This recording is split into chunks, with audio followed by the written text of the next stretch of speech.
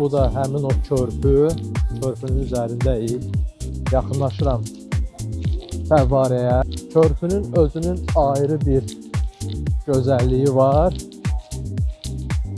İnanın, selfie çubuğum balacadır məndə, 1 metrlikdir. 3 metrlik olsa gözəl bir drone görüntüsü, mənzərəsi ortaya çıxar.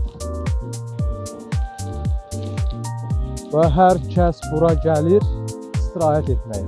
Böyükdən kiçiyə, yaşlısı, hər kəs.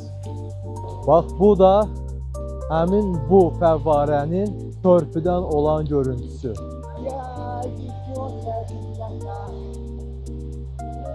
Yanımdan keçən bir nəfər də öz uşağı çumağını oxuyur. Mənim qızım Meymundur və mən onu çox sevirəm.